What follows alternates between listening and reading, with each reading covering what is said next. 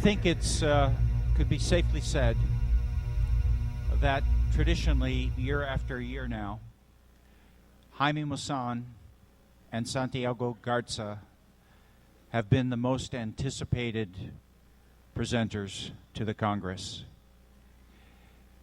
We go back 20 years with Jaime, virtually. We first introduced him to the wide audience of English-speaking folks, and the same with Santiago some years after. These men are giants, they are legends. And why? Contrast the way that their home country of Mexico treats the phenomena. Their news people actually report about it when it happens. When videos and witnesses are gathered, they actually put them on the screen and allow their entire nation to know what the heck is going on. And Jaime is the Dan Rather. He's the 60 Minutes man of Mexico. Okay? And when you have someone coming into your living room night, week after week, he becomes a friend, a trusted friend. And guess what happens when that trusted friend says, oh, by the way, haha, we're not alone, and we know it. You have an entire country that begins to look up. I never see UFOs. I don't. Oh. They're up there. That's where you got to look. So look, I'm not beating a dead horse here, but contrast it to what we have in our country, and it's sad, isn't it? Ladies and gentlemen, welcome the legends, Jaime and Santiago.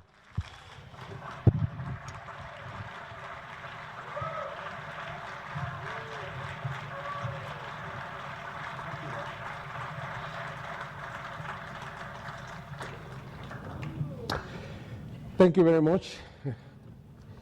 It's been a lifetime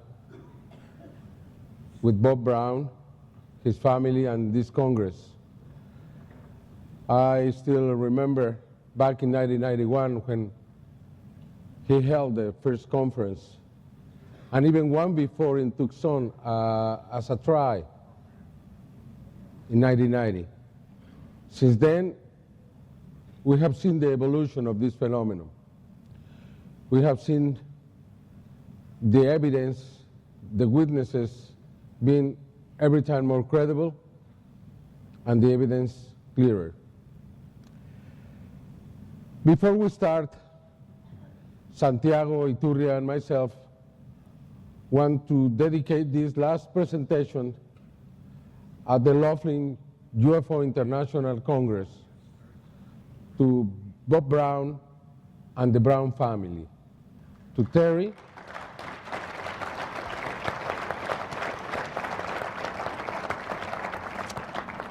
Brown, who is not longer with us, but she was the inspiration that held this event together for so long.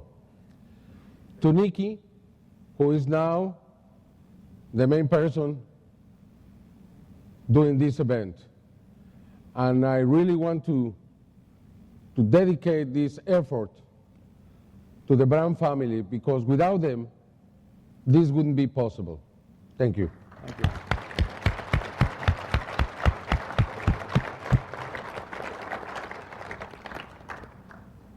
Now probably you ask yourself, how is it possible that every year Santiago Iturria and Maussan can bring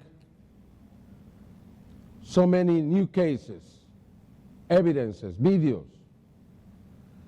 The reason is, as Bob Brown said, we have a television show. It's on Sunday nights from 7:30 to 9 o'clock in a national channel. That allowed us to be in touch, to be in contact with the people, and we receive this evidence constantly. And that is why we can investigate this. I really think that the only way to have a full-time job behind the UFO phenomenon is being able to live from it. Otherwise, it becomes just a hobby.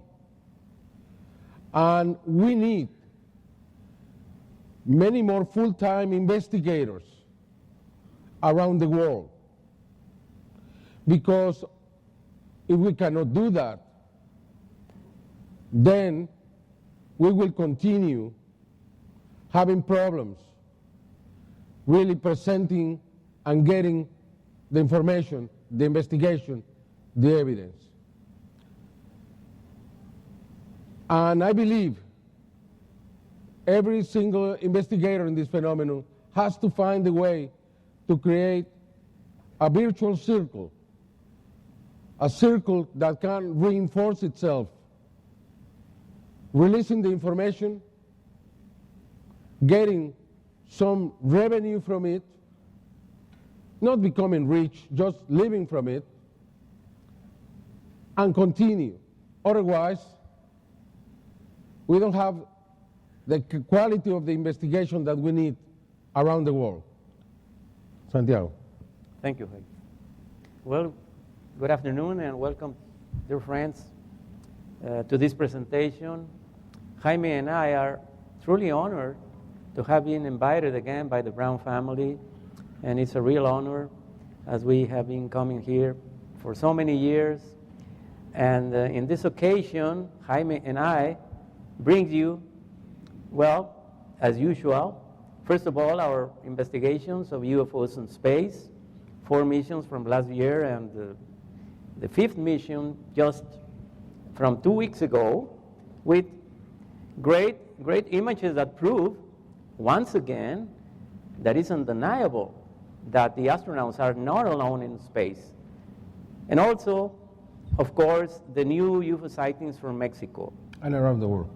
And this time we include a very special one from Mexico City, a sighting that took Jaime and me by surprise, something quite unique, one of a kind that we have never seen before. So, dear friends, I guarantee this one, you will be surprised too.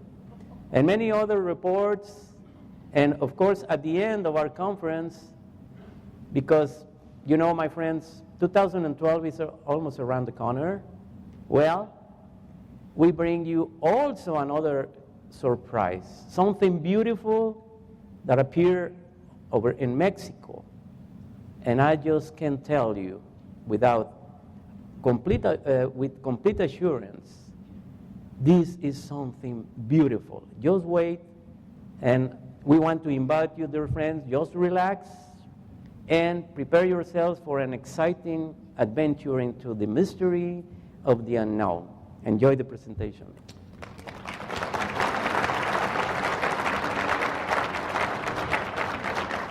Okay. This is the entrance of my show. Sound?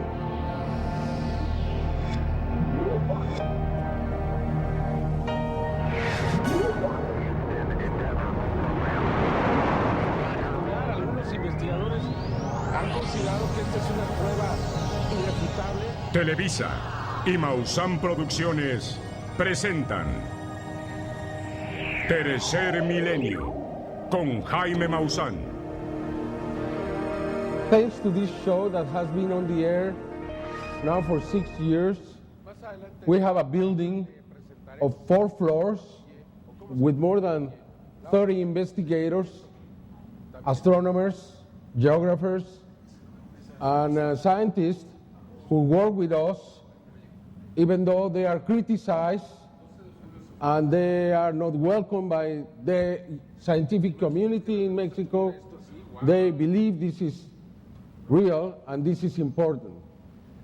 Thanks to this show, we have everything, and we have the money to go around the world and do these investigations. Last year, I was able not just to go to England, but I went to Italy, I went to Turkey, as I promised, with my dear friend Haktan Hakdogan. I was there with Yalcin Yalman, and I am absolutely sure, even Roger Lear is, because he was there too, that this is a real phenomenon, what is happening in Kumburgas at the Marmara Sea. We also went to Italy with Antonio Ursi and also Pier Giorgio Caria, and we were able to take all this investigation to Mexico. We have now a show in LA TV in the United States. It's a Spanish-speaking network.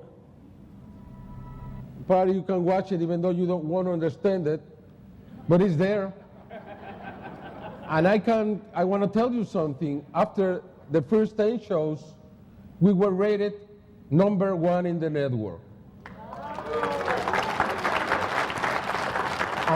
Because of that, they got 20 more shows that are now being presented.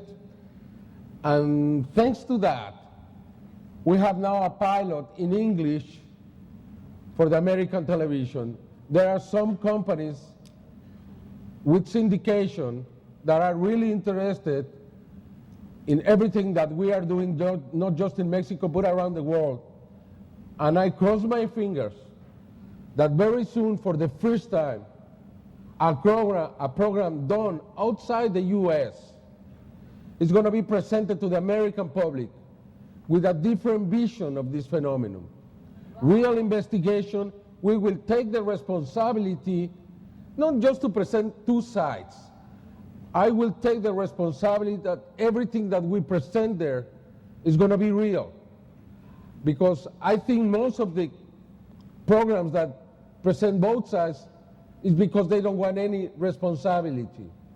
The investigators have to have responsibility, have to respond for what they present. And that's what I'm going to do.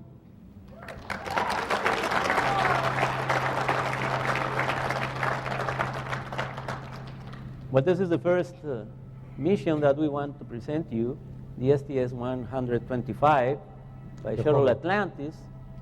And as usual, the first day of the mission is always, by some coincidence or curiosity, the most intense day in UFO sightings. I want to say something. All these are spacewalks by the astronauts. We have seen that every time that there is a spacewalk, there are UFOs very close to the missions. It's like if they are watching, if something happens, I don't know exactly what. And besides that, the images that you are seeing, like this one, the next mission, STS-127, by Shuttle Endeavour, well, all these images are broadcast by NASA on their own satellite. And as you can see, suddenly appear strange objects, luminous objects. We don't know what they are. We call them UFOs because of the characteristics, the speed. Sometimes they change movement. Like this one, this is very interesting. You can see it's like rotating, has some kind of appendices or something. Well, every sighting or every image where these objects appear show different features. This is a beautiful one. On the upper part of the screen, you are watching our planet. This is at nighttime, and you can see many objects passing by. Sometimes these objects approach either the shuttle or the International Space Station. In this mission, the next one, STS-128, by Shuttle Discovery, we can see not only one, but two. These images are becoming more familiar for us because we follow 24 hours a day for 15 days or 16 of mission, all the transmission. As you can see, sometimes the objects are very fast. We don't think this is space trash. We don't think these are meteorites. we don't think its size. If this were space trash, it would be very dangerous for the missions. If these were meteorites, can you imagine? It would be impossible to survive in the International Space Station with so many. In many cases, you can see the objects standing still, but they are not standing still. They are moving 28,000 kilometers an hour. That's the speed of the International Space Stations and the shuttles. And there is something also interesting. These new recent missions are very different from the first ones. The first ones, the images were almost black and white, but at the same time you could see the background full of stars and objects and whatever. But suddenly it seems that they changed maybe the lens of the camera, so maybe they changed the camera. And now it's hardly to see in the background. This is a very interesting sequence in which you can see from inside of the shuttle, there is, through the window, a small object pulsating that is passing by. These are the kind of images that we definitive think are anomalies in space. Also, as Jaime said, this is a spacewalk, and as you can see, suddenly appear an unknown light, an unknown object, and sometimes exhibits a strange feature like this one. Now you are seeing this big orb, and also some reflection or some strange appearance, like in this moment. Now this is controversial, and we know that. I mean, we realize all these images are controversial, but we are showing you exactly what is happening in space. But now, I've like never this seen one. anything like we saw before, you know? Yes, and of course we are very familiar with, by now, with all these anomalous objects, and we made a selection every time that we come here to the Congress of what we think is the most interesting. As you can see, this is the shuttle. Sometimes the object appear more slow, sometimes more faster. Now this is very interesting.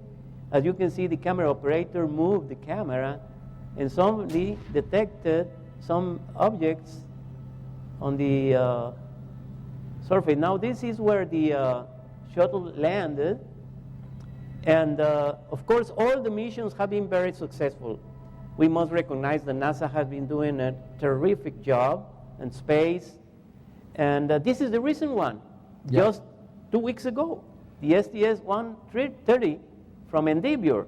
Okay, I want to remember you that the only way we have these images is because of the work of Santiago Iturria. He stays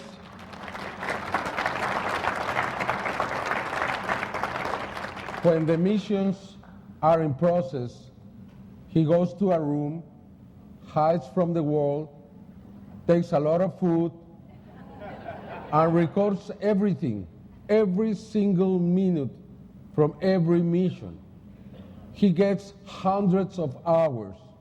Then he has to review every single minute to find where the objects are. Because this is presented live by NASA, but it's never repeated. That's the only reason.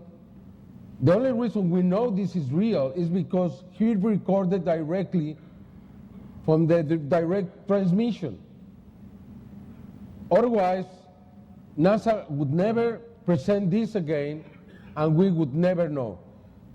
There are some comments that where the hell in the world Santiago Iturria and Maussan are getting these images, and this is being said by people from NASA because they don't know where we are being able to obtain.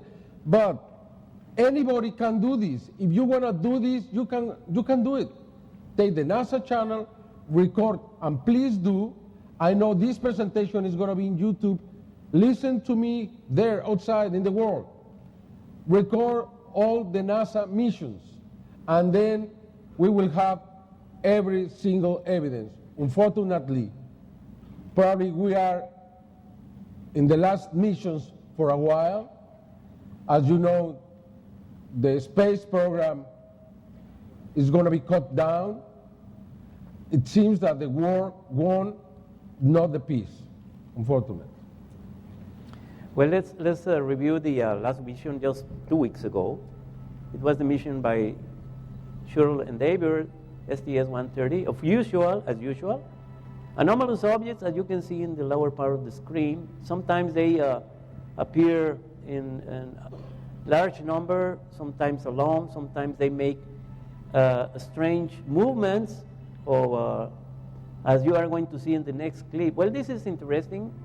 This is like some image from a Star Trek picture, but not. This is the real thing in space. As you can see, many things traveling, sometimes more faster, and you are going to see 2 or 3. Look in the lower part of the screen, a big pulsating object. Now, these images is exactly what I'm talking about. These are anomalous things in the space, but you know, this kind of images sometimes appears only in seconds, so we have to be very sure to record them. This is another one. As you can see, the Shuttle Endeavour was approaching the International Space Station, and suddenly what you are seeing in the top of the shuttle is the device that docks to the International Space Station. And this is a long sequence in which you can see suddenly so many objects passing by. Well, can you imagine? Well, the astronauts are there. They can see this action, of course. So the astronauts know a lot of things, no? But, you know, they have to focus in their mission. But we are looking, for example, as you can see, that's another anomalous object. And they describe sometimes even intelligent maneuvers. Well, in this mission, let me tell you, dear friends, we have a wonderful, extraordinary image that you are going to see right now of a big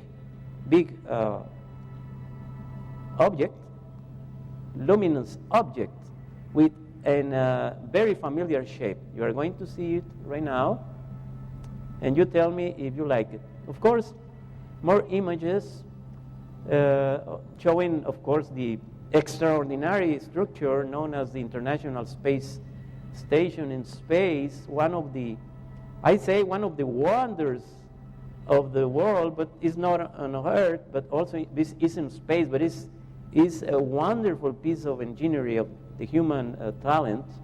Now, please see in the lower part of the screen, look what is appearing. What you are seeing is the International Space Station, but look what is appearing right there. Look the size, it's huge. What is that?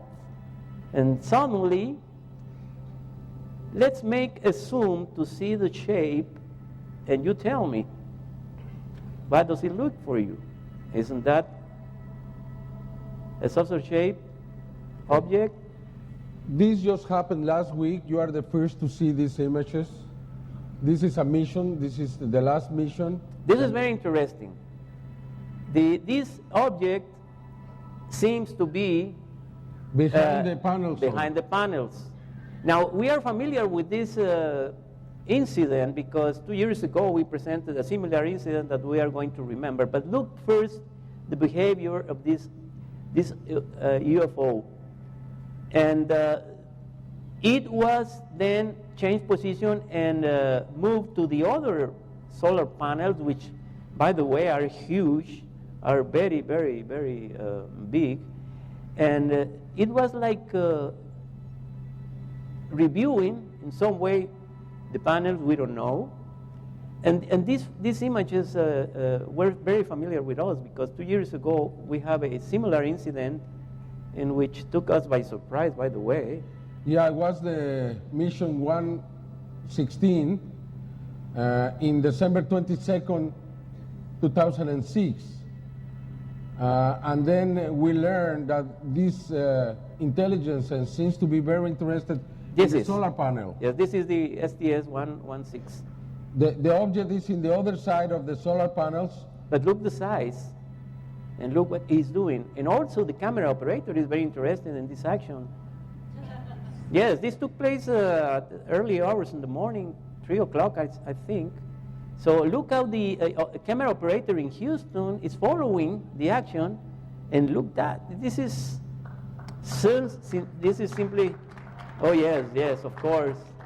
I mean, you know, space is mysterious, magic, and these images tell you a lot of things. And finally, Jaime?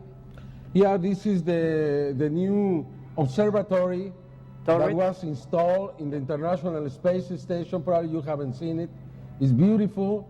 They can see 360 degrees around them, and I'm very sure they will see many things through here.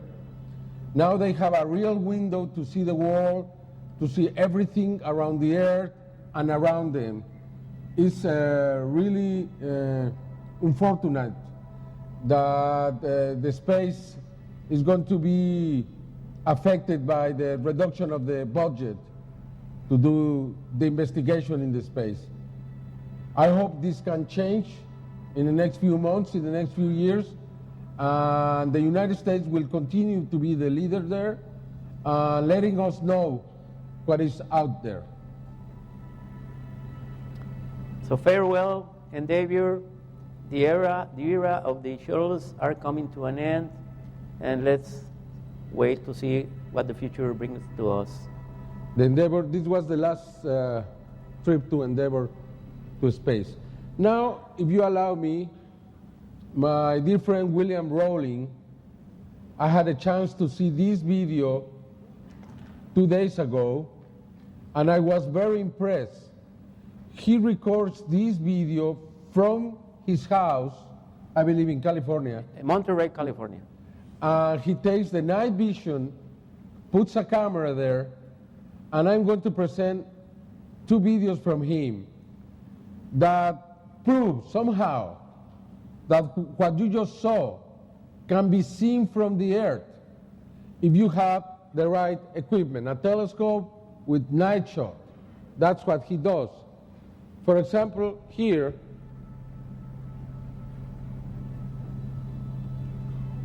you can see this object in the space moving. It's so much higher than any airplane, and it's not a satellite because we can see other objects moving in different directions. If these were satellites, it would move just in one direction.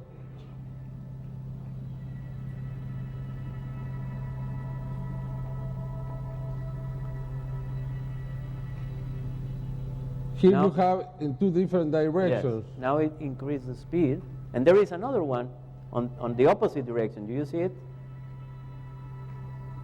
It's exactly what they see in the space. You can see it from your home. And look at this one. This is the next is very impressive to me, and this is the work of William Rawlings. He has his booth there, and you can look what happened. Is this the one? No, it's the following. Just wait to see what you are going to see. Is an amazing display, because we just call that. Just follow this light that is pointing Jaime, and look what is going to happen right there.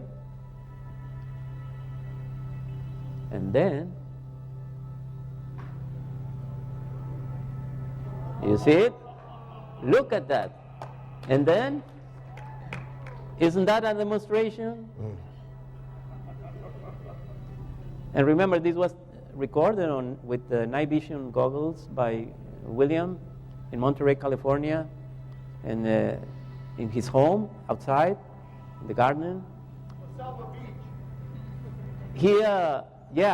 And he records every day. He's a devoted sky watcher.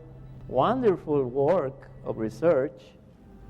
Okay, now, just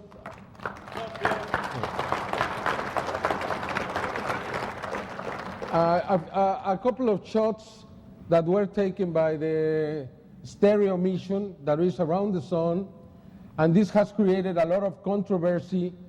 And I just wanted to present you a couple of pictures of this, because very recently, January 18th, These projects, the satellite stereo, which are 2 satellites in both sides of the sun, were able to obtain these pictures. You can see these objects very close to the sun, and if this is real, of course, this is the sun, it would be the size of our planet. If these are UFOs, these are as big as our planet. And we're going to continue observing this. I mean, we're going to follow this process because the explanation that NASA gave us is unacceptable.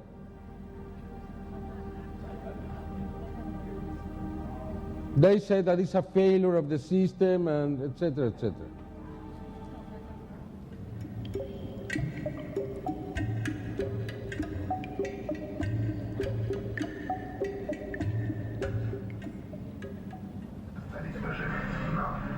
These are some of the main events in Mexico and around the world, some of the most meaningful around the world, like this one, recorded the 3rd of March, 2009, outside Moscow. This video was presented by the Russian television, and we were able to translate this, and I think it's very interesting. Look at it, please. Сидеть надоело мне, лапа сложа. Я очень хотел бы пойти сторожа. Висит объявление у наших ворот. Собака нужна, сторожить огород. Ты меня знаешь, я храбрый щенок. Появится кошка, собью ее с ног.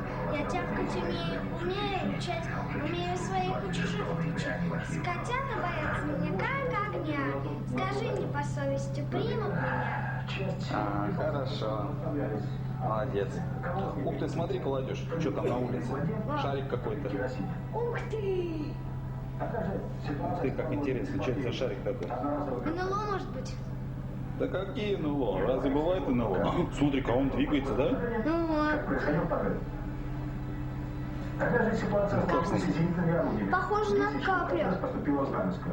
Механизмы стрельбы подозрительным образом. Я тоже сниму. У всех этих орудий были собраны Ух ты.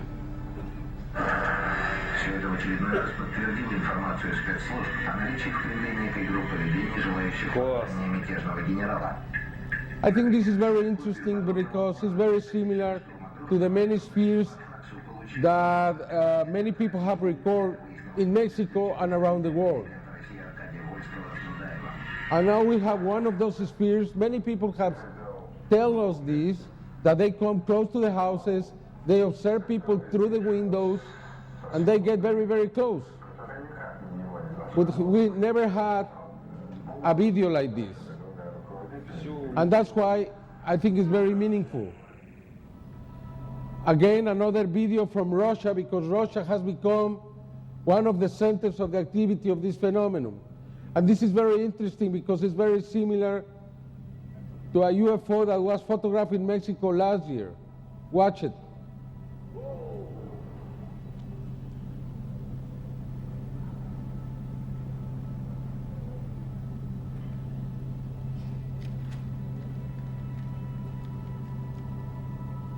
We haven't found any trace of manipulating the image.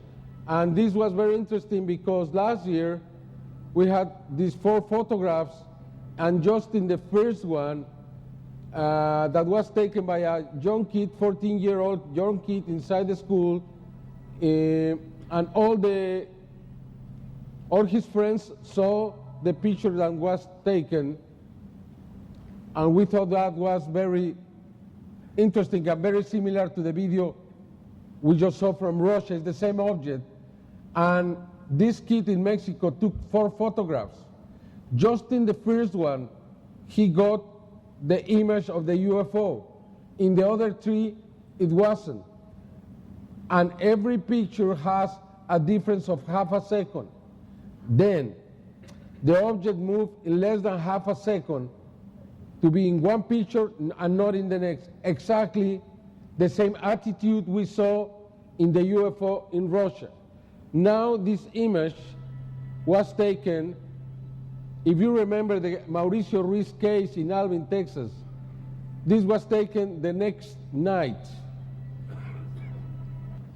And we think was very interesting, this was taken by a neighbor next house to Mauricio Ruiz, who took the incredible UFO video that we presented in the last 2 years, and which has proof that produces high magnetic energy.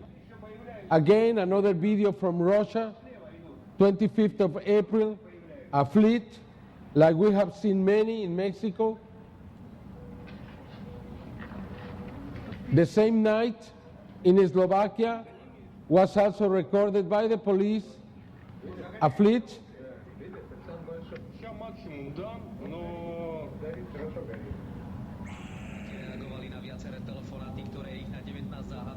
This was videotaped by the police in Slovakia. It's interesting because now the fleet phenomenon is all around the world. If you remember, a few years ago we talked this and was almost in Mexico, exclusively in Mexico. Now it's around the world. I'm going to present now, with the permission of my friend Haktan Hakdogan from Turkey, these 3 videos recorded by Yalcin Yalman. I had the chance to be there with my friend Roger Lear, and he told me, you can quote me, I never seen so much UFO activity in my life as I saw in one night in Kumburgas. Is that right, Roger? Are you there? No, he's not. Okay, he told me that, and to tell you this, and you can ask him, because I was witness. I was witness to of the incredible interest that there is in Turkey around the phenomenon. The national television live, frequently was with us. They went to the Congress that Haktan Hakdogan organized in Istanbul, and incredibly our friend Antonio Ursi, who was here last year, and he recorded an sphere outside this hotel. He did the same outside the auditorium of the Congress, and the national television was there, and they were able to record it too. And all of this was presented in the news, national level, by the national television of Turkey. Because of all of this, they went next night with us to the beach Here to is make a skywatch. Doctor himself. Do you want to tell us what you saw in Kumburgas? Essentially, when we came back from Turkey, I was telling everybody that we saw so many UFOs, I was tired of looking at them. But this small town on the European coast of Turkey, Kumburgas, we stayed up from 12 o'clock at night to about 5 o'clock in the morning. And in doing so, we saw absolutely some phenomenal things, and things that were duplicated that had been seen the previous year. So I'm sure Jaime has got some of that that he's going to show you, so you'll be quite fascinated. Thank you, my friend. Thank you, Jaime.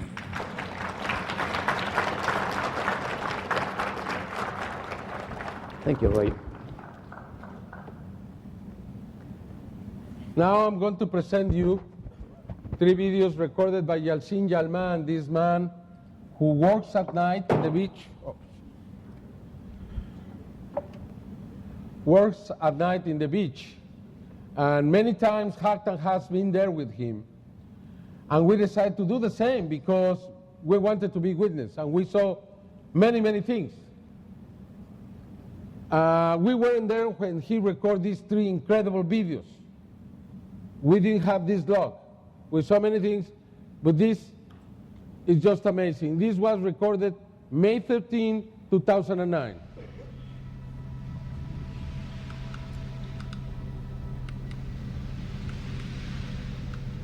He has a GL1 camera by Canon. It's discontinued. But if you get one and you can put a complement to the lens, Yeah, an accessory. you can duplicate to 200x. This is another video he recorded very early in the morning, 5:20. It was getting clear. You can see the UFO, and you can see this dog barking to the UFO.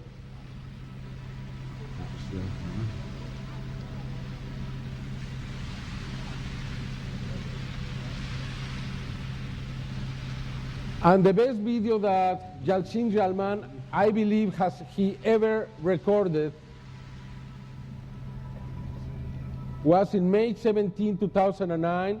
I don't know if Haktan Hagdogan, who is the expert in this, agrees, but you can see the object and you can see one of the creatures inside with the door open. And there are at least 4 doors open. And this is very important because this time Yalcin Yalman had a reference point, which is the moon. The moon is there. Without cutting the take, he goes back to the object, he zooms in, and then you can see that the object is there. And the camera is really powerful. Why are all these objects appearing over the Marmara Sea or Marmara Sea? We found that there is a fault that produces big earthquakes every 20 years or so. The last one was in 1999, I believe the 20th of August, if I am correct, and more than 20,000 people died in Turkey because of that fault. Are they there because they are investigating the fault, they are taking energy of the fault, or they are controlling the fault? I don't know. But what is happening in Turkey, especially in the Sea of Marmara or Marmara, is really important. Our friend Antonio Ursi again recorded a very interesting UFO the 21st of May. I never seen a UFO like this. This is the last important image that he got. He has continued observing the sky. I am pretty sure very soon he will have another beautiful sighting and probably something else in the future. I believe he's being prepared for something really, really big. I consider him the new Billy Mayer. I've been there, and I can tell you all these images are real. And this is the video you talked to them, right? Yes, now to the big part of the show, if I may say that, because everything is good, but this one, Jaime will tell you exactly how this sighting took place, because it's important, the information about who recorded this sighting, and they will show you exactly how it was, this sighting took place. It's very important, this video. It happened 2 hours after an earthquake in Mexico City. Not a huge earthquake, 5.0 earthquake, a medium earthquake. Pedro Hernandez, who lives in Metepec, exactly the area where the creature was captured, that I will talk about that later. But exactly where we have many sightings, we have the extraterrestrial recorded by Sara Cuevas in 1994, and we have so many other events happening in Metepec. Okay, Pedro Hernandez lives there, but this time he was outside Mexico City. He was not in his hometown. He was north of Mexico City. And he was traveling in a bus when he saw this object. He went down the bus and took the camera and recorded the object. This is important. He had the sun in his back. And it's important because we have a second witness with a video camera recording the same event in the other side. That's against the sun. Because of that, you will see the same object with two different colors. First, please watch it carefully. This is the video recorded by Pedro Hernandez a little bit after 5 o'clock, the 22nd of May, 2009.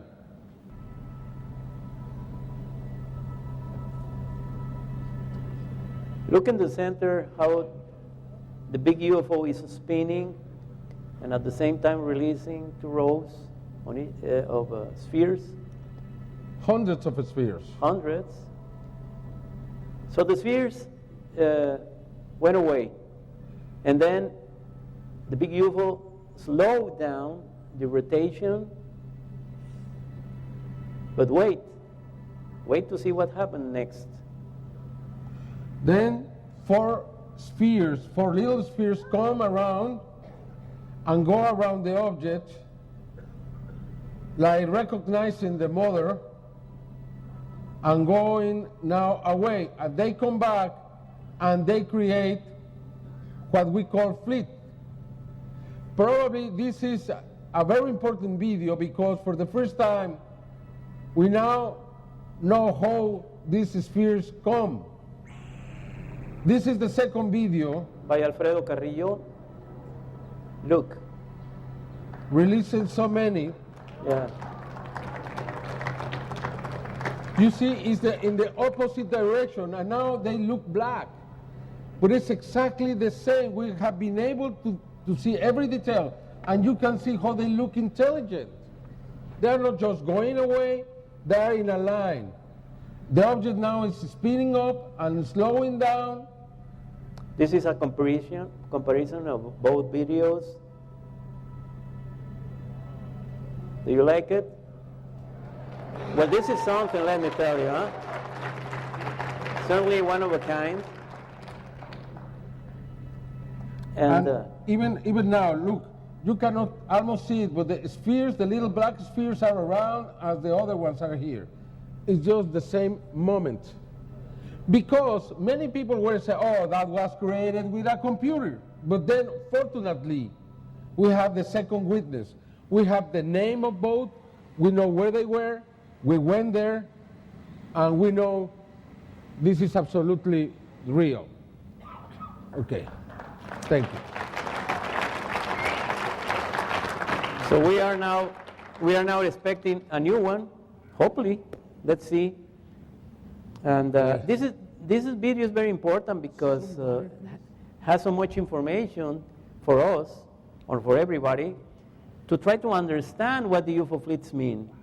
I mean, we have been witness of many, but this could be the answer, or maybe can help a lot for us to understand the origin of the UFO fleets. Okay, now let's watch this continuation. The 29th of May, we had a fleet. We can see how this fleet is moving. And now this sphere, recorded by Antonio Ursi, the 2nd of July in Capilla del Monte in Argentina. He was again invited to have a presentation in Argentina. And then he recorded probably the best video ever that I've seen from a sphere. But this was not in his country, this was... And there are several witnesses you are going to see to this sighting. Very close to Mount Uritorco, which is a legend in Argentina as a place of sightings. They took... Here are the witnesses. They are excited by this sighting, quite unique. Hola, perro. And also the dog. Now this is in China. July 22nd, 2009. We have the same kind of total solar eclipse that started everything in Mexico, July 11th, 1991. This series occurs every 18 years and 11 days. It means that after July 11th, 1991, 18 years later, 2009, and 11 days to July 22nd, we would have the same eclipse. In Mexico lasted 6 minutes and 54 seconds. In China, 6 minutes and 39 seconds. Happened exactly the same. People went out to see the eclipse, and they recorded UFOs. 嘅變化，佢就開始閃，用肉眼睇到開始閃，有啲光有睇，咁樣咧佢一直都喺度飛，直至到我影低最後一張相之後。 The Chinese government took all these images, and they promised to give an answer in 1 year. I don't know why they will take a year to have an answer of something that is so obvious. But for the first time, this is an official promise. I don't know if they will keep this promise, but we can see these objects somehow similar to those recorded in Mexico on the same event. What this means? It means that these intelligences use these kind of events to present themselves. Are they markers? Because after this happened in China, the same kind of phenomenon started in China. That is a flap. We can remember very fast the eclipse in Mexico.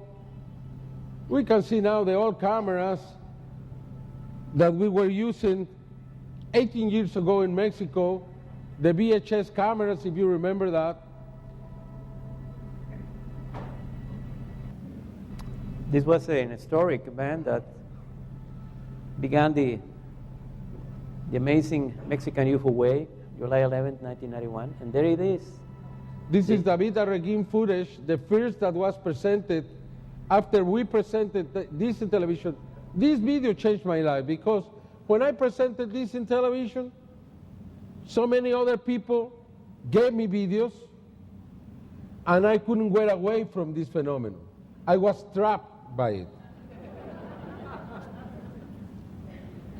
And until now, I am still receiving videos. This was the second video, the same object. Then some people said, oh, has to be Venus. Has to have an explanation. However, fortunately, we had a third video that I believe proves that this doesn't have a conventional explanation. You can see both. And now this is the third video, and please watch how the object is very near a dot, which we think is Venus. The camera goes down. When it goes up, the dot is not there. The dot is above the object. Here you have it, okay? It's two dots, as a matter of fact, which I think are Venus and Mercury. But then, when the object moves and the camera moves, the dot is not there. The dot is here. Then it proves that the object in 3 minutes moved very far away from the dots. And for that reason, this cannot be considered Venus. And from then on, we have so many sightings in Mexico. Okay, we continue through the year in the world. Antonio Ursi again, now downtown Milan. And we can see now again a fleet in Milan. The same spheres.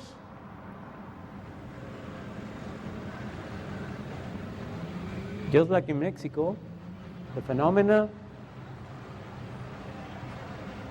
and it was recorded also by the TV news cameras. Oh yeah, it was media. Recorded by the Ray Television. Look, like there, Ray Television. So there is no mistake. This is a real UFO fleet in Italy, in Milan. I think are the same objects that were observed in Second World War.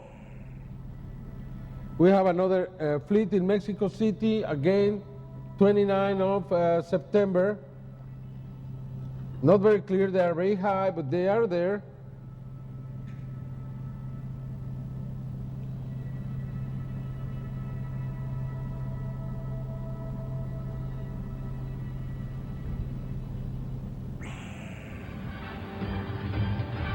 City Noticias de las 8.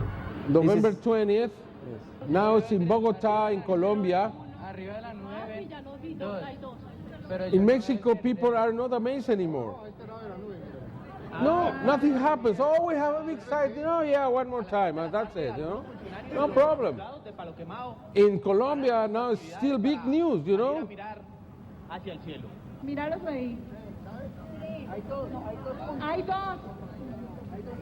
And this UFO fleet caused certain commotion, stir. 2 days later, in Metepec, Pedro Hernandez, again, the same man who recorded May 22nd, he was recording this airplane. He knows he likes to go, record airplanes because he says that many times, close to the airplanes, you there can it see. Is. There it is, a UFO. And look at that. So A very intense, right? energetic object. These are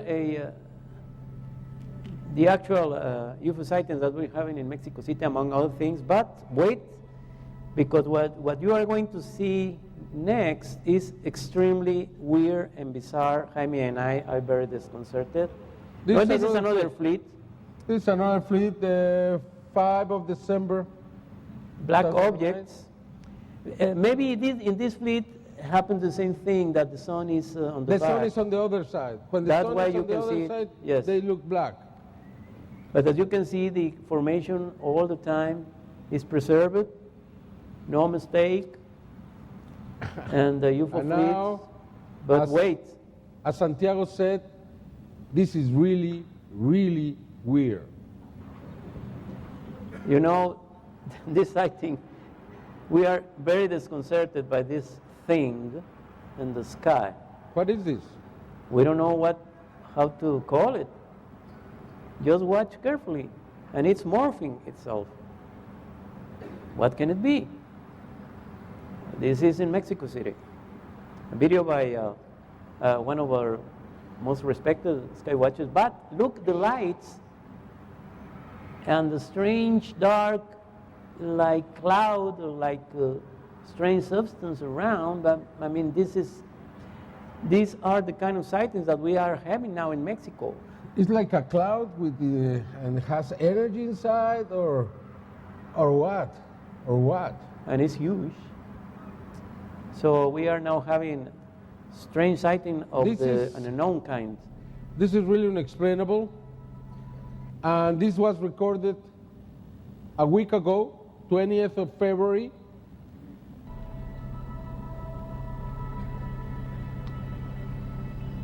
At certain times, it looked like a flying humanoid. You remember the flying humanoid sightings, also very weird phenomena. And sometimes the light is so intense, we think it has its own light. It's not the sunlight with reflecting, but Probably again, you remember the one that was recorded in 2005 by Horacio Roquet. this is the most Another flying mysterious. humanoid. The most mysterious of all flying humanoids. Look at that. And it has some kind of device on the feet and also a light. So what do you think? Would you like to witness something like this outside of your home?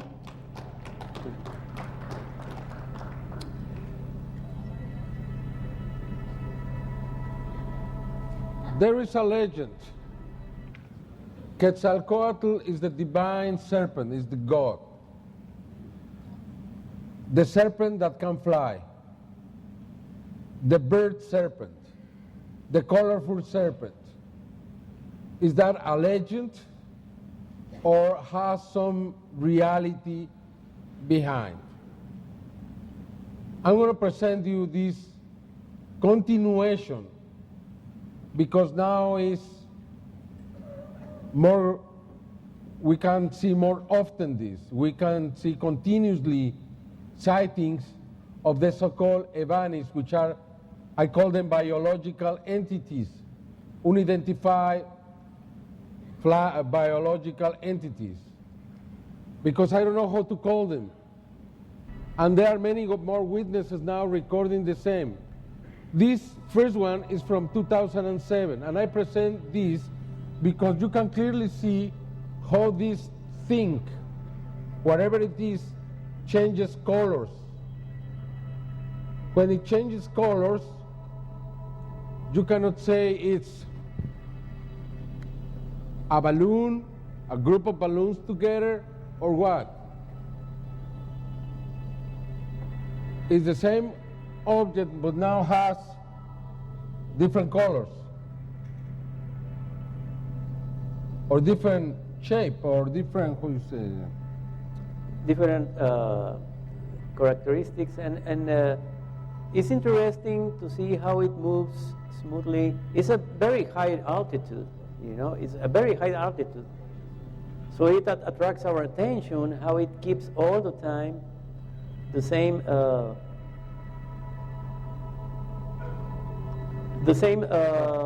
characteristics in its shape. Different it pattern. doesn't bend.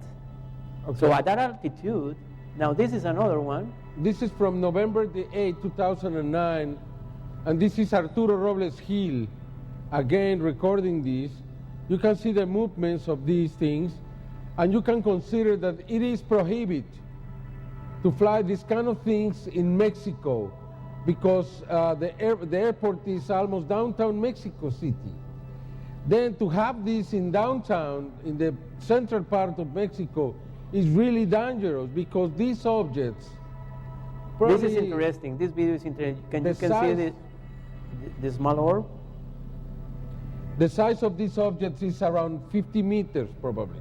Many times these objects release spheres, or many times there are what we call the vigilante, big sphere very near. Okay, now we have a different UFO hunter, which is Octavio Hernandez, and he records with an X-ray camera. And you can see after the object left, there is a fleet behind it.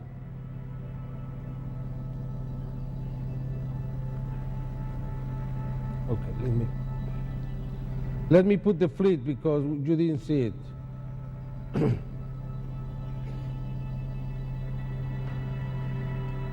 And I believe there is a relation too between these objects and the presence of the so many spheres.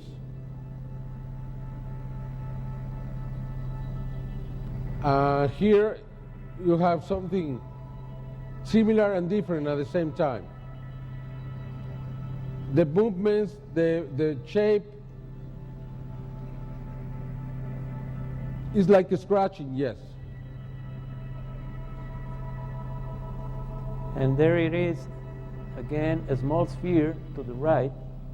Well, these kind of shapes always disconcert us because the size, the movement, sometimes airplane came closer.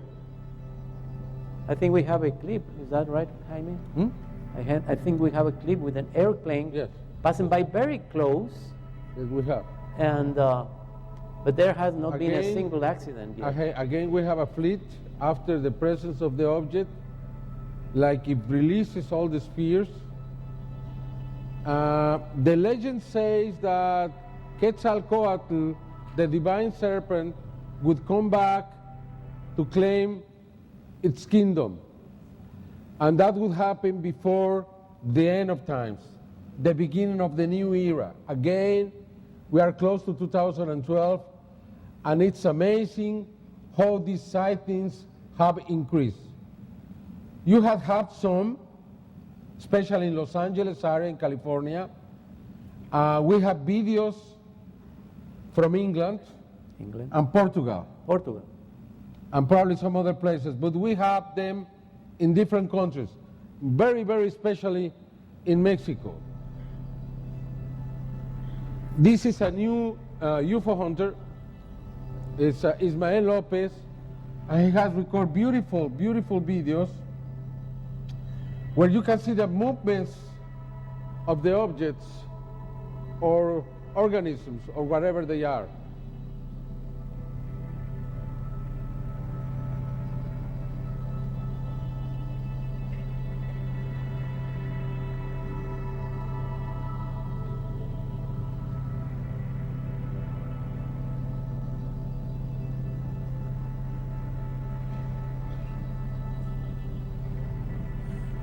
This has to be huge.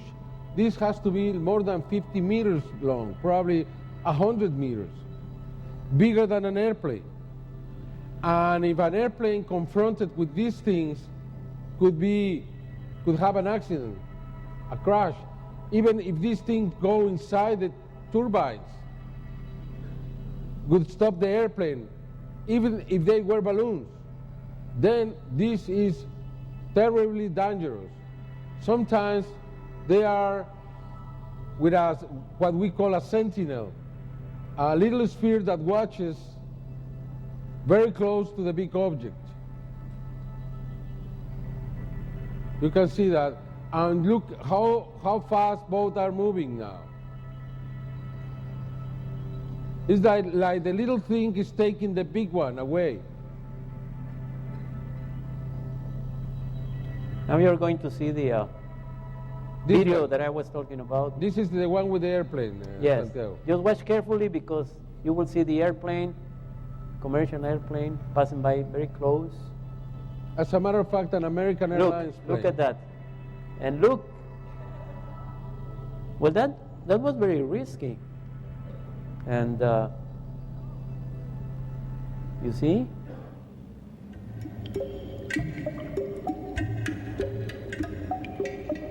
Okay. Probably many of you were here a year ago when I presented this creature. Mr. John Rao, who is going to help this conference after next year, and myself share the property of this creature. I've been investigating this creature in Mexico. We are very close to finish the investigation.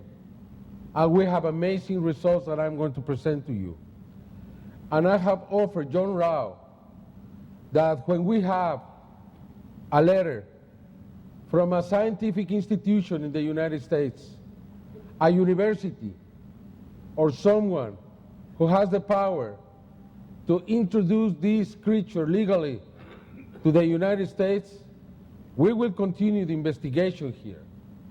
So far, I haven't been able to move it from Mexico. I even pay the transportation and everything needed for scientists from a university in Europe. I cannot reveal at this moment which one yet. Went to Mexico just a month ago to continue this investigation. Next week I have an appointment with the National University of Mexico to see if they can take the case, they can review everything we have obtained, and we can receive the support of the National University of Mexico, because we are in front of an extraordinary case. This creature remains unknown.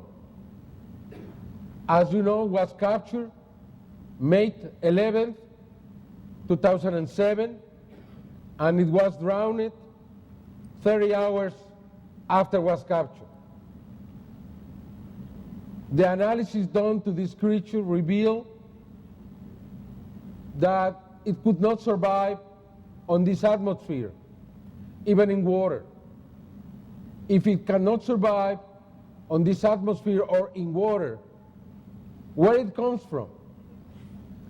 All the scientists that we have talked to that have investigated, except, well, not all of them, most of them, have told us we believe it's a primate is a monkey.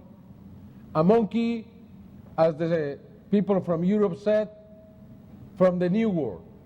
And I said, and I have asked many times, which monkey? And they say, we don't know. We don't know yet. We will find out. And they haven't so far. If this is not a monkey, and I don't think it's a monkey, what it is, where it comes from. I don't think it's the kind of creature that can take a craft from somewhere else, from deep in the universe to the earth. Okay, I don't think that. Where it comes from? You know, it's a real mystery. How it came to earth? Are there parallel universes? Are there doors in Metepec where they connect to each other? We remember the extraterrestrial that I presented back in 1994 in this conference. Probably you can ask Bob Brown for my presentation back in 1994, because that video now it's gone. And you can get that here. And the extraterrestrial there is just amazing. And it's the same place, Metepec. I believe there is something very special in this place, Metepec. Okay, you saw this picture. You saw the picture of this creature. You saw the feet. They look very human. The hands look very human. The skin is the real skin. It's not a skinned monkey. That has been proven. For those who say it's a skinned monkey are absolutely wrong. Okay? You can see the little details.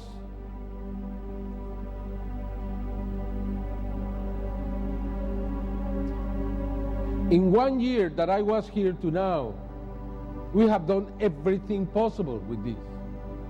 This is a new picture that I am presenting you. It's a picture that I obtained through other people. And you can see how the arm was captured there. You can see the face. You can see that the creature is alive. You can see the hand that is very similar to us. I'm sorry I had to protect the images, but that was the only way I could present them to you. I think Mr. John Rao is also going to make a big presentation out of this. Look the eyes. This looks very extraterrestrial. I'm not saying it is, okay? I'm saying very clearly, this is an unknown creature. And this is a very important picture. Look the ear. Look the back of the head. Look how it is. Do you think this is a monkey? I don't think so. Then, if the DNA that they obtained, we have made 6 analyses of DNA. 6. Not too many creatures receive 6 analyses of DNA. Just in one of them, it was found that was human. Human. That's why the scientists from Europe came to Mexico. And they said to me, this cannot be human. The samples had to be polluted. But I can tell you, as I told them, the samples were not polluted. I was there.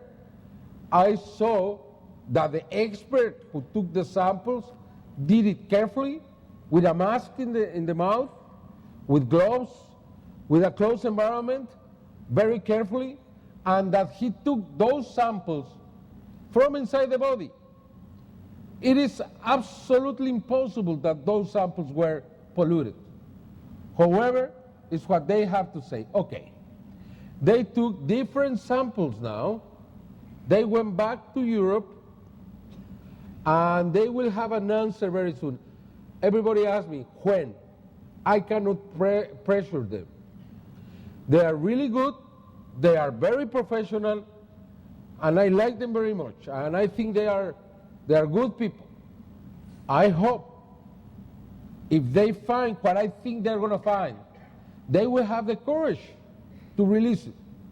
Or I hope we are lucky enough to find those scientists who can take the risk to say the truth when they made and finish this investigation. This is another picture that I presented last year.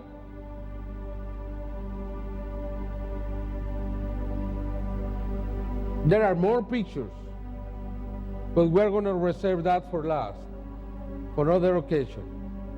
But this is enough.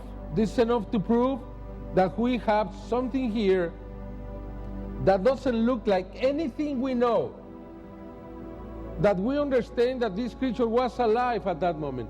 Here, you see it dead. There is dead. Okay, they drowned it, they tried to drown it twice, and they finally drowned it. They did it for 30 minutes 2 times, they tried, and finally all night. Had to die, unfortunately, and I don't think it was right. I wish I knew. I wish I knew this was alive. I would have done my best to keep this alive. Cuando hablamos de occipucio que está prominente, está más, no es el normal de un ser humano normal, que debe estar cortado, que está prominente, está como casco de los que usan de la bicicleta de protección. Okay. Llama la atención obviamente pues, la presencia de esta prominencia que es la cola, los dientes, que de acuerdo al experto en odontología, es la misma cantidad de dientes que se tienen, que es de 28. Por las características, son características humanoides, aunque presenta o tiene la presencia de una cola de bastantes centímetros, casi del mismo tamaño del cuerpo. Tiene características faciales en los dientes, por ejemplo, las características también humanas. El resto del cuerpo más bien parece humano. Y nos llamó la atención un poquito el oído interno que le vimos con la tomografía. Era un oído aparentemente complejo. Este espécimen tiene una cosa que se llaman conductos semicirculares diferentes, orientados en maneras diferentes. O sea, el del hombre aparentemente forman 3 planos ortogonales, este es un poquito más complejo, tiene más conductos semicirculares y tiene otras estructuras más dilatadas y más grandes. O sea, básicamente sí es diferente. El oído, esa parte del oído se encarga del equilibrio, ¿no? De orientarnos en el espacio. Al menos diría uno que es un animal que se orienta o que vive en un medio diferente, un medio ya sea aéreo, ya sea acuático, no sé. En base a lo que estamos viendo podemos inferir que es un animal que tiene ciertas estructuras cerebrales más grandes que otras. ¿Por qué? Porque tiene una tienda o una cubierta que se llama tienda del cerebelo muy arriba, y por decirlo también de alguna manera, y eso de manera indirecta nos dice que es un animal que tiene un cerebelo, o que el contenido de esa cajita es más grande de lo normal, si lo comparamos con el de un hombre, ¿no? Entonces también, una vez más, asumiendo que eso pudiera encargarse del equilibrio y de los movimientos finos, sería un animal que hace movimientos rápidos, que tiene muy desarrollado el equilibrio, y si junto a eso lo aunamos a lo del oído, con más conductos o diferentes tipos de conductos semicirculares, podríamos decir que es un animal que sí es hábil, rápido, con movimientos finos, digamos. Yo de primera intención, al estarlo revisando, había yo considerado que había sido desollado, y había sido desollado post-mortem, es decir, que el ser había muerto en alguna otra condición, se le había quitado la piel, los epitelios, con lo que haya estado forrado, hablemos en términos prácticos, y había sido plantado.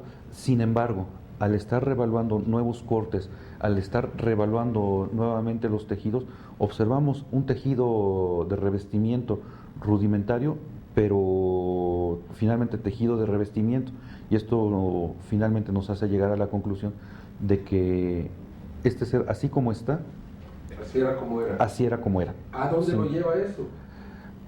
Muy buena pregunta, porque finalmente estaríamos, como una vez lo comenté, como una de mis hipótesis de trabajo, ante un ente, ante una entidad no descrita, no conocida, en primer término, ¿no? O sea que esto es verdaderamente extraordinario. Llama muchísimo la atención, es extraordinario. Yo particularmente, y mire que he visto cosas sorprendentes, no me había topado con un ser de este tipo. ¿Este tejido de revestimiento haría las veces de piel? Sí, definitivamente. O sea, sería el equivalente a nuestra piel, a las escamas de los peces, al de piel y plumaje en las aves, etcétera, ¿no? Un tejido muy primitivo, bueno, más que primitivo, no apto para la atmósfera como la concebimos aquí, ni siquiera para el agua, ¿no? O sea, eso tiene que venir de otra parte. Pues muy seguramente sí. Recordando ahí un poco, era un animal no común de lo que cualquier ser humano podemos ver cotidianamente. Me llama mucho la atención cuando lo tienen en una mesa de trabajo, como una mesa de trabajo y de madera, y lo tienen atrapado en una trampa, y este animal, cuando nos acercamos a ver, no había mucha iluminación en el lugar, pero se levantó, se irguió, y me llamó la atención. Al verlo físicamente, dije, esto no es algo normal. ¿Estaba vivo? Estaba vivo, porque se levantó. O sea, no era muy grande, mediría 20 centímetros, no más, pero la forma en que se irguió y que nos miró, a un ser humano pues uno le ve, o a cualquier animal le nota la brillantez de los ojos. Estos no eran así, era más bien un poco opaco el panorama de sus ojos. Lo que llamaba un poco más la atención era el ruido extraño que emitía. Si me dijera, bueno, es un animal de 4 patas y parece perro, pues ladra, ¿no? Si es un ratón, bueno, pues dice chilla, ¿no? No, este era un sonido ronco, grave, que yo podría haber asimilado como de dolor, ¿no?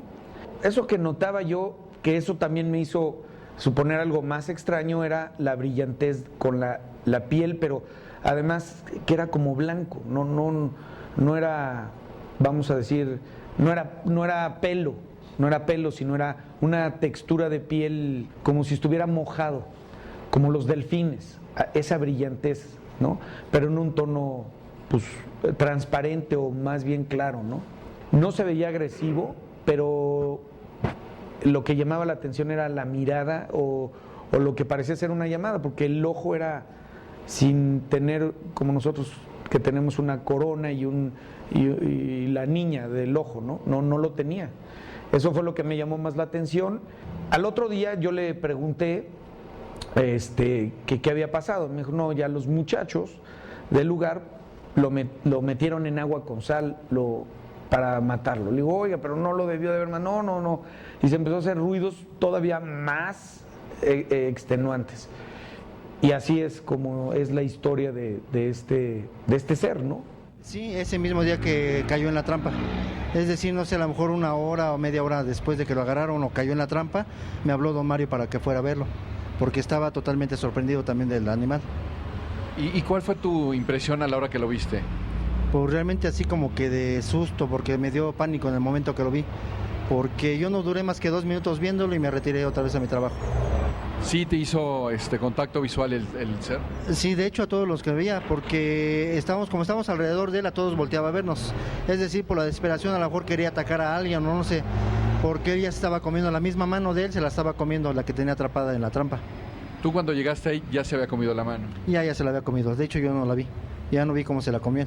Yo cuando llegué ya no tenía la mano. ¿Tenía sangre? En la boca sí, o en el hocico sí tenía sangre. Pero nada más, ya no vi de más cosas, pues. ¿De qué color era? De hecho, él no tenía, bueno, aparentaba no tener piel y era de color rosa, algo así más o menos, o transparente, no sé. Y tenía los ojos oscuros como un gris Oxford, totalmente oscuros. No parpadeaba. Nunca vi que parpadeara, los 2 minutos que lo vi nunca vi que parpadeara. Son las pruebas del DNA. Para aquellos que saben, pues aparentemente el resultado de esto se trata de un DNA similar al de los seres humanos. vimos... Oh.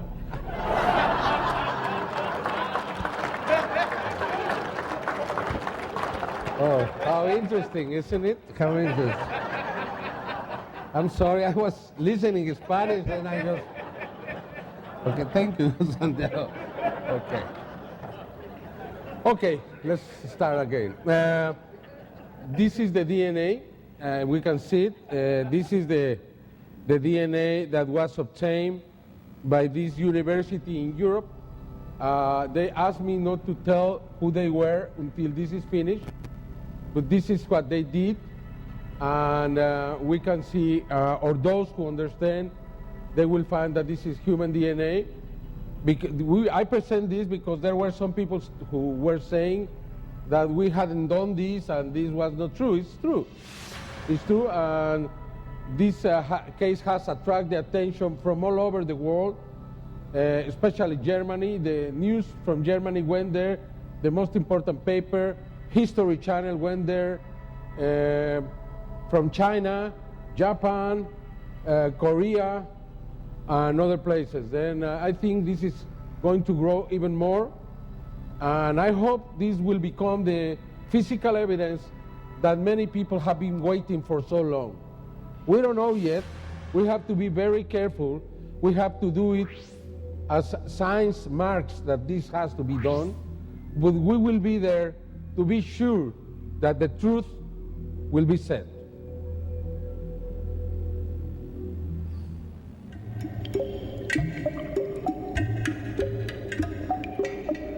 Thank you.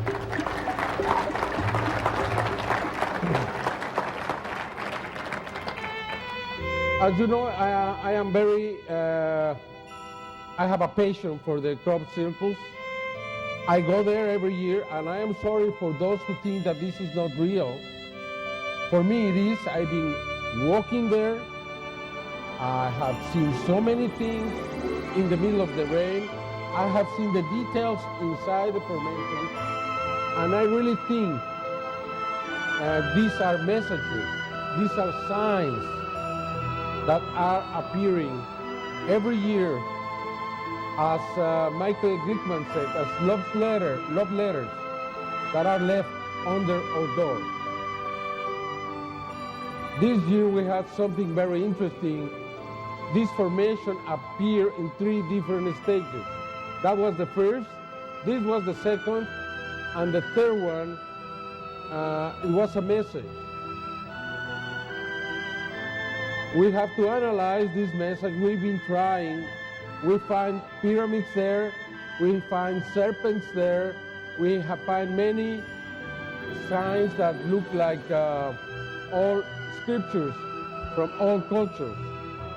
This looks Aztec. Many times the formations look Mayan.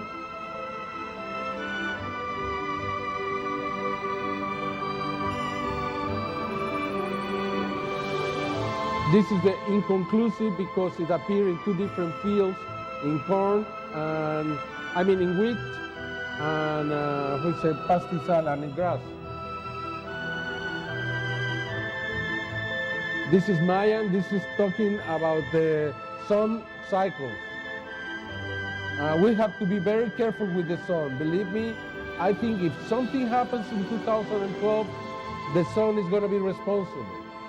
Now the activity of the sun is growing very, very fast. It is slowed down for 3 years. I was there when this formation appeared. It rained all night, all night. It was really wet that morning. And it was there, and it was perfect. And this is a beautiful owl.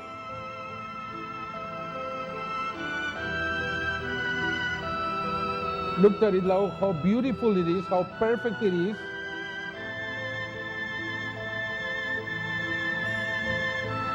Look how nice is this formation, how complex it is. And this was the last.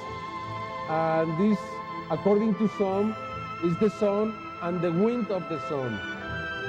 I don't know. As you remember, we have many formations this year in different countries, Germany, Italy, Spain, Russia, different countries, Slovakia. Okay.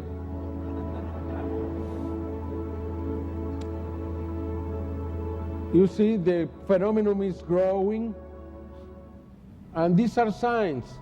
And if you look inside the formations, the detail we found last year is like they are handmade now. It was amazing. Look at it. For those who think that this can be done in a simple manner.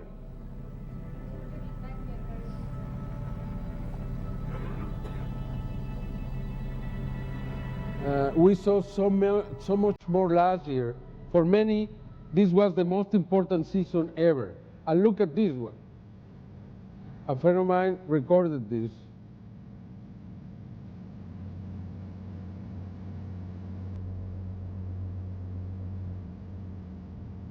Next day, a formation was there.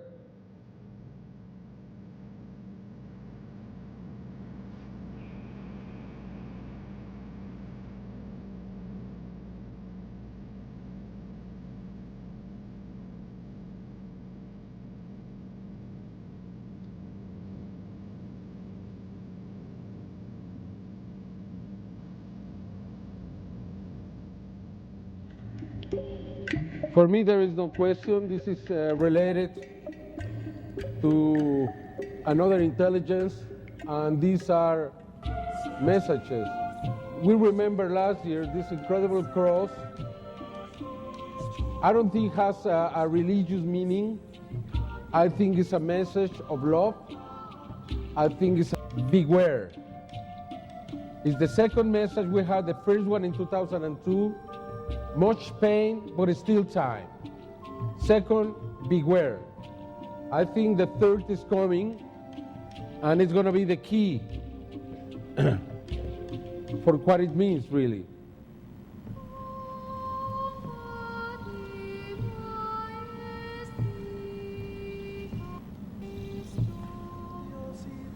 When we arrived, this formation had been caught, but it was surprising because it was still there, like it was waiting for us.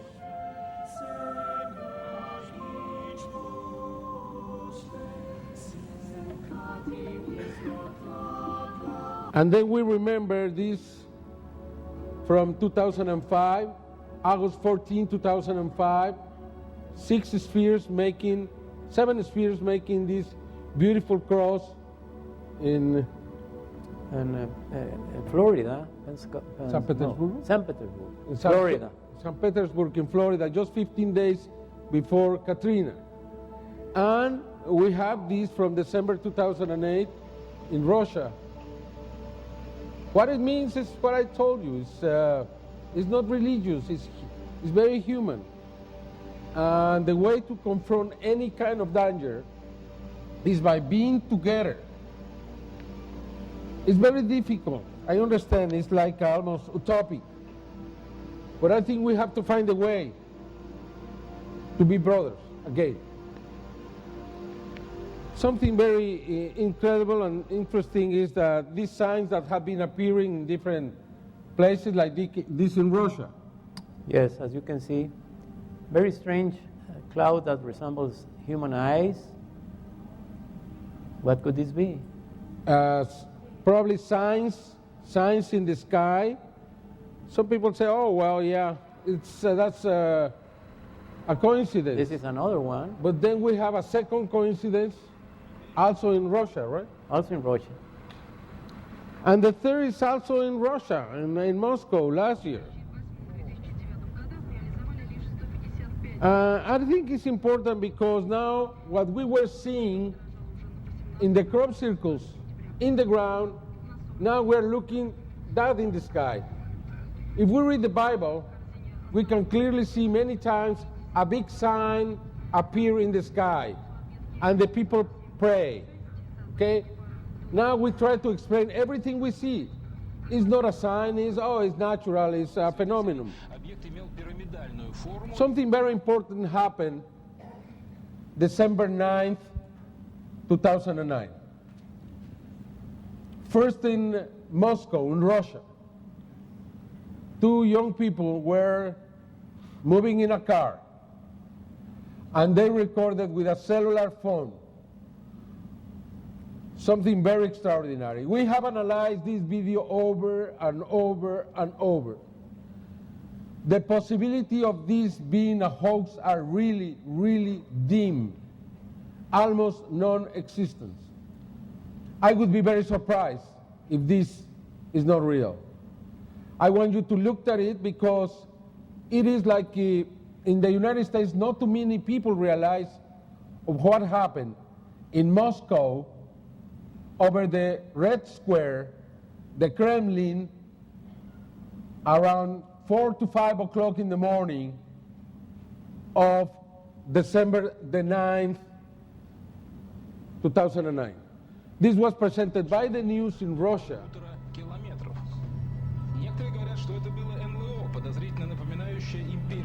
And you can see here this large pyramid floating over the Kremlin. На одном ролике объект заснят ночью из окна машины, а на другом, вот вы сейчас видите его, днем. Оба видео о вторжении инопланетян, в кавычках, естественно, были сделаны любителями. Однако тема НЛО, как обычно, стала настоящей сенсацией. И ролики попали в топ русскоязычной версии YouTube. Как написала по этому поводу британская Daily Telegraph, журналисты сообщили об НЛО, но никаких комментариев из официальных источников сделано не было. И вот это сейчас мы увидим. Фигура правильной пирамидальной It was presented by all the newscasts in Russia. Своей оси. В интернете уже полно комментариев, в частности на YouTube. Кто-то уверен, что инопланетяне заинтересовались политической жизнью It is not России. very clear, but it's there, and it's more than 1,000 meters long. Сердце столицы. Скептики, как Just всегда, consider that, what it means. что это голографический спецэффект. And we have something similar in the morning presented by the news. We don't know if it's the same. We don't know if it's the same place or it's a different place. But this was also presented by the Russian media. We are trying to make a deep investigation in Moscow to understand what happened, because on June 29, 2003, we have the same in Mexico City. This is the cover of an important newspaper in Mexico, Uno más uno, 1 plus 1. And you can read here, it's a commotion thousands, more than 50 meters per side, and it's gray, and was seen close to Santa Fe Center, which is outside Mexico City. This was recorded at 23rd of May 2009 by Arturo Robles Gil. Looks also like a pyramid above Mexico City. The same next month, the month after this, was recorded in Southampton, in England.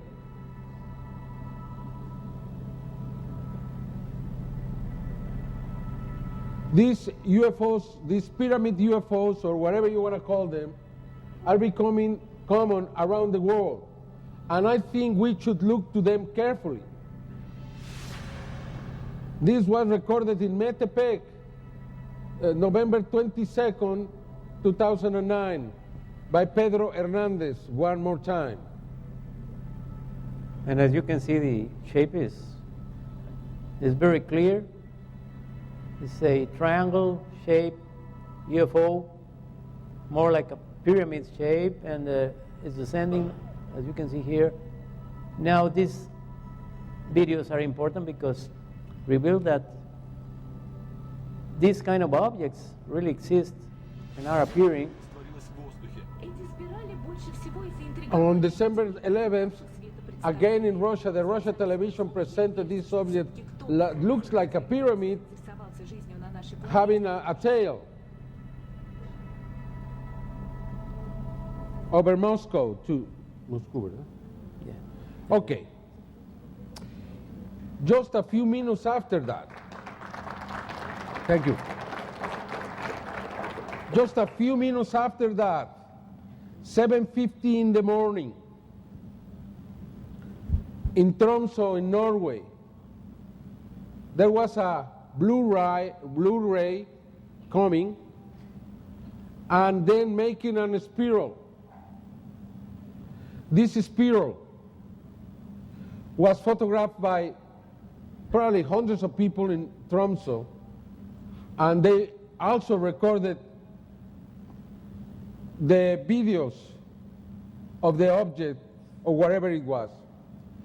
Just a few minutes later, a scientist said, "Oh, this has to be a missile from Russia." They found out, yes, Russia was making some exercises 1,000 miles away. They immediately, automatically considered this has to be a Russian missile. Next day, it was all over, the mystery solved, it was a missile from Russia. The captain of the ship said, we sent a missile, but that was all we did, and that's it. The mystery was solved. The media didn't take this in consideration anymore. 5 days later, the Secretary of Defense of Russia says, it was not ours. We know that what we sent went not into Norway. It was not ours. Can you imagine a missile going to Norway because it failed? That would be a terrible problem for Russia. Then the Secretary of Defense from Norway says it was not Russian. This was not a missile. But the media is not listening anymore. This information was never released. The mystery was solved, and that's all we wanted to know. But the truth is that the mystery remains, and it's even bigger, as I'm going to show you right now, please.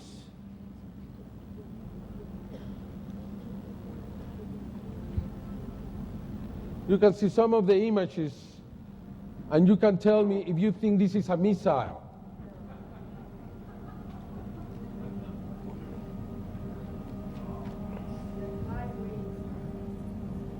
Is this a sign in the sky? These are some of the videos, and you can clearly see a big black hole that is created inside.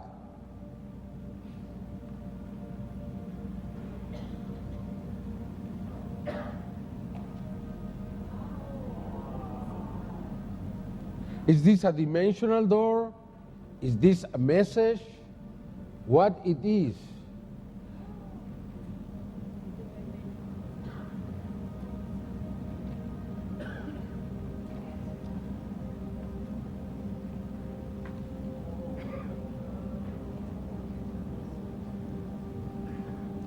The thing is that this has happened before. It happened in China in 1988. At that time, the Chinese TV news gave a full report of this strange phenomena in the skies of China. As you can see, very similar to the one from Norway. It changed of directions. Please look at it very carefully. This changed directions from one side to the other. It's going one side and then the other. So we discovered this in the archive, and we made a comparison. And look how similar they are. And then, this is very important because we have a very old proof. We have petroglyphs all around the world with these spirals. I've seen them, and I always ask myself, what is this? Please, let's watch it, please. Let's watch it. These are the petroglyphs, which have been considered at least 3,000 years old. No, 1,000, no, 5,000, 10,000, some of them 20,000 years old. And they are all over. All over the world. But now we have some link with the spiral. It means that these are signs. Look at this. These are in England, and it's almost the same. And we have many. We present you just a couple of examples from England. But now, something even more extraordinary. In February 18th, 2010, we have something that had never happened before. And also this in Norway. Is in Finland. This is Tromsø. This is Tromsø, Norway. This is Aurora Borealis making a spiral. But something extraordinary happened. The same day, more than 1,000 kilometers away, 600 miles away, the same thing happened, but in Finland at the same time. Coincidence or not? And these are beautiful pictures taken by professional photographers. This is in Finland. All these pictures were presented by spaceweather.com, which is a site by NASA. Then you can consider this official. There is no possibility that those are fakes. And the most incredible thing is that this morning I wake up with an incredible news. Jaime, there is a third one. And this happened 2 days ago. And this happened again in Norway. And there it is. In Valoya, Norway, we have the third spiral in the sky as an aurora. Are these signs in the sky? Are these signs on earth? It's the Bible says before the end of times you will see signs on the earth and on the sky, right? And this is not all. Now I have what this is for my friend Bob Brown, for his family. This is a first. This is the release, official release. I had to present this briefly in a television program, and you will understand why I had to do it. But this is the official release of this evidence that I've been investigating since October that I received it. Last October, I had a series of presentations in Los Angeles with my dear friend Javier Martinez. And somebody came to me with a picture, and he said, "What do you think?" And I said, if this is real, it's extraordinary. Do you want to investigate this? And I said, yes, okay, the people who took the picture will come tomorrow. She didn't come, but she sent me the picture. And I started the investigation. I have some reserves, but they have been proved wrong because I can put my hand on fire that what you are going to see is real. It has been tested by people in Mexico City, in Monterrey, where Santiago lives, and in Italy. The three experts agree this is a real picture, this is not Adobe Photoshop, this is not a hoax. And besides, I found a very famous man from the Mexican television who was there at the moment when the picture was taken. And incredibly, this man is very skeptical. It's a Philip Glass of Mexico. And he was there. I have fought with him in television so many times about the crop circles and this and that. And now he had to say, Jaime, for the first time, I agree with you. Okay.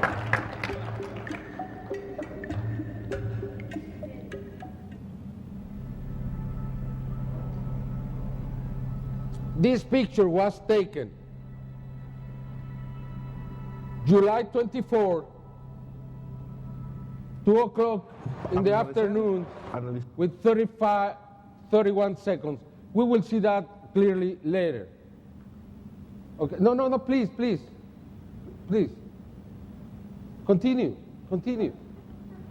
The image, please. Thank you. Con los programas como normalmente lo venimos haciendo. No me parece una foto falsa, me parece una foto muy interesante. Entonces se presenta este fenómeno como diciendo, como un faro, ¿no? Como que volteen a ver qué hay aquí en México, ¿no? O sea, como que algo viene, ¿no? Algo posible. Yo quisiera pensar en eso, pero definitivamente no es algo trucado.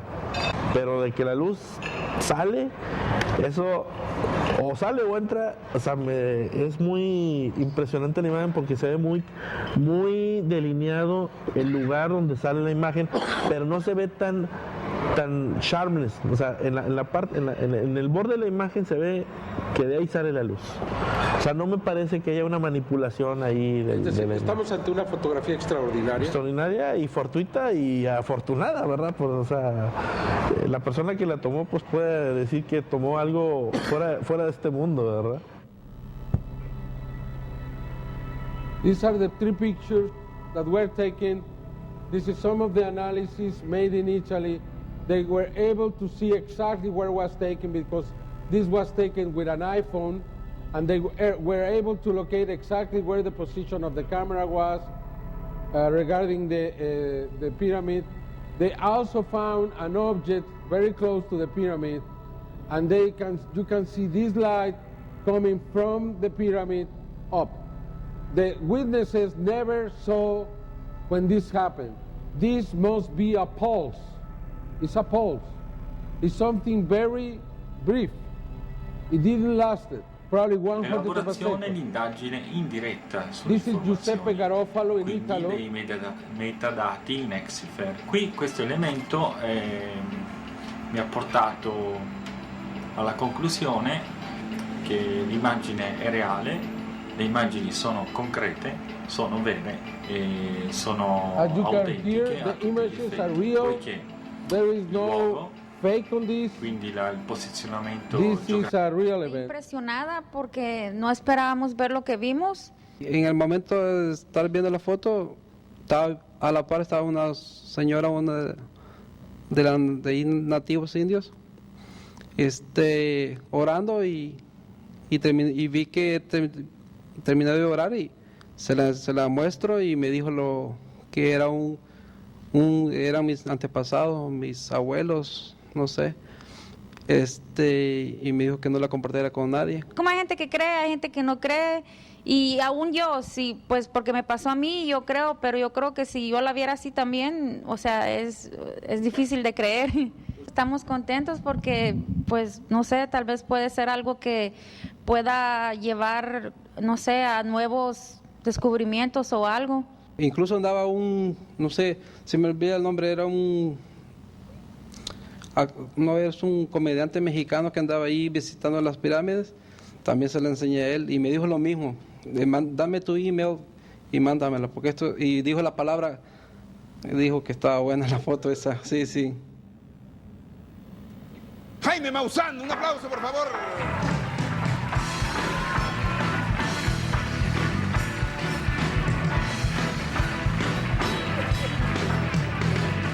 Bueno, vamos a empezar a entendernos en algunas cosas, Jaime, en este momento, porque estamos al aire y los dos estamos comprometidos aquí. Aquí es. Tú dijiste que tú me quieres entrevistar a mí, ¿ok? Sí, claro. Bueno, ¿quieres pasarte a esta mesa? Te invito a esta y yo me siento ahí. No. ¿Quieres? No. Vamos a hacerlo. Un aplauso para Jaime Maussan, por favor. Música, Martín, algo, no sé. A ver.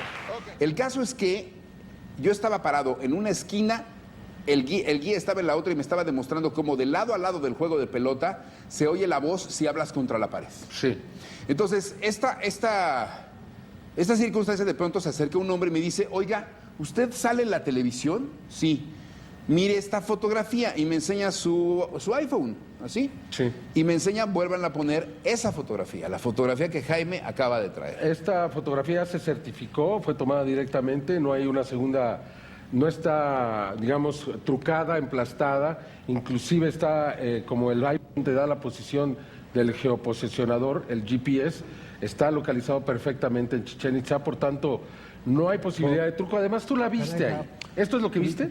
Exactamente, esa es la foto. ¿Y qué fue la palabra que dijiste? Porque a mí sí me la dijeron. Yo en ese momento le dije al guía, oiga, ¿qué opina usted de esto? Y el guía la tomó y dijo, uy, esta hay que guardarla. Dice, de estas hay pocas, pero sí ocurren. Vamos a cambiar. Ahora yo voy a entrevistar a Jaime Maussan. Música, Martín, por favor. En lo que nos cambiamos, aplauso para Jaime Maussan.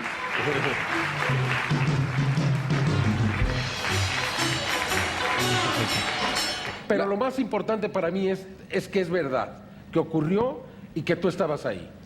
La foto, damas y caballeros, yo certifico la historia que acabo de contar con lo que tengo, mis sentidos. Mi vista, mis oídos, mi tacto y mis genitales, que son todos los sentidos que tenemos, ¿no? Yo certifico que sí, efectivamente, la historia como la cuentas, así yo la vi. Y efectivamente esta fotografía, por lo que yo entiendo, a menos que hubieras armado todo un show para que yo estuviera en Chichén Itzá y tú supieras, no, esto efectivamente así fue. Y el hombre que la tomó estaba muy sorprendido después de haberla tomado. En eso sí, por su investigación. Aplaudo a Jaime Maussan. Espero que hagan lo mismo.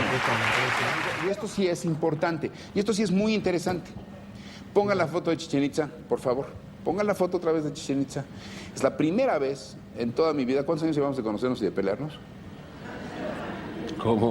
Como 10 o 15 años, 15 años, sí. Pon la foto de Chichén Itzá, por favor. Desde la radio, ¿no? La gente le gusta ver esto y a la gente desde el radio nos peleábamos desde la radio. Bastante. Ponla, por favor, acércala un poco para que la gente vea esta fotografía que fue tomada en Chichén Itzá. Jaime tiene mejor el día que yo. ¿Qué día fue, Jaime?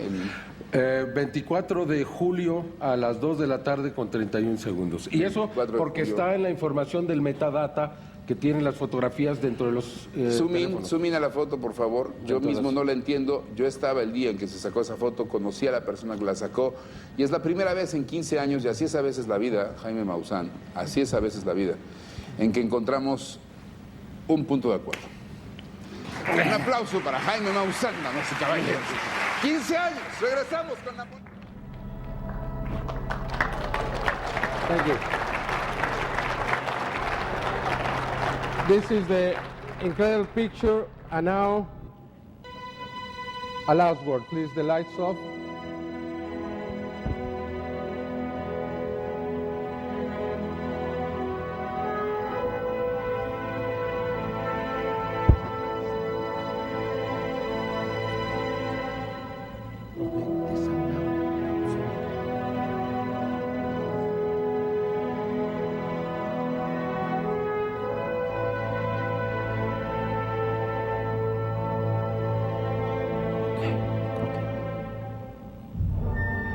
Señales en el cielo, las señales del cambio. La profecía final nos habla de un mundo distinto, sin garantías, un mundo que será construido por nosotros para bien o para mal.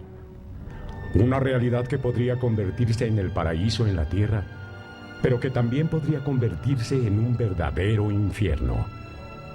Una realidad de la que no podríamos escapar.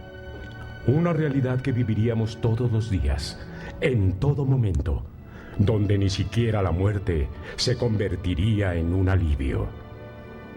Sin embargo, podríamos convertir esa realidad en el mundo que hemos siempre deseado. El desarrollo de la tecnología, especialmente de los medios de comunicación, nos permiten la posibilidad de crear un mundo sustentable, un mundo justo, donde el ser humano encuentre la paz. Hoy esas señales que vienen de otra dimensión tratan de advertirnos. Algo quieren decirnos, pero nos mantenemos ajenos e insensibles. Preferimos ignorarlas o encontrar cualquier explicación que satisfaga nuestros propios intereses. Ahí están las señales. Nuestro mundo y nuestra realidad desaparecen ante nosotros. Las formas de vida que habitaron este planeta por millones de años son destruidas todos los días. De acuerdo a números oficiales, más de 5.000 especies se extinguen para siempre cada año. ¿Cuántas más antes de quedarnos solos? Todos los días mueren seres humanos de hambre y de sed. La injusticia y la violencia se han convertido en nuestra realidad cotidiana. Ante nosotros, seres inteligentes pretenden iniciar una comunicación. Nos envían señales a nuestros campos de cultivo, señales que también se presentan en nuestros cielos. Nos observan sin poder cambiar nuestra realidad. Impotentes esperan el momento que podamos superar nuestras diferencias y encontremos el verdadero sentido de la existencia. Tenemos miedo. Observamos las catástrofes que sufren algunos y nos preguntamos cuándo nos sucederá a nosotros. Sabemos que la violencia se pasea fuera de nuestros hogares. Escuchamos los lamentos, pero nada o muy poco hacemos. El cambio que los mayas anticiparon hace más de 5,000 años se encuentra dentro de cada uno de nosotros. Con valor tenemos que enfrentar nuestro destino y convertir esta humanidad en una sociedad cósmica que sea capaz de volar en los confines del universo, llevando con ella los valores más exquisitos de la creación. Dios existe. No es un ser. Es una intención inteligente. Si la naturaleza es cruel y descarnada, Dios es el bien que solo se puede manifestar a través de la inteligencia, a través de los seres que saben pensar y que han decidido el bien sobre el mal. Ahí en ellos es donde Dios vive. No se puede explicar, pero se puede sentir. ¿Cuánto tiempo? ¿Cuánto más? ¿Hasta cuándo? Las señales en el cielo nos dicen que muy pronto. Thank you. Thank you. God bless you. Thank you very much. Muchas gracias. Gracias. Gracias. Gracias. Gracias. Gracias. Thank you very much. Gracias. Thank you. Jaime, Santiago. Gracias. Muchas gracias. Muchas gracias.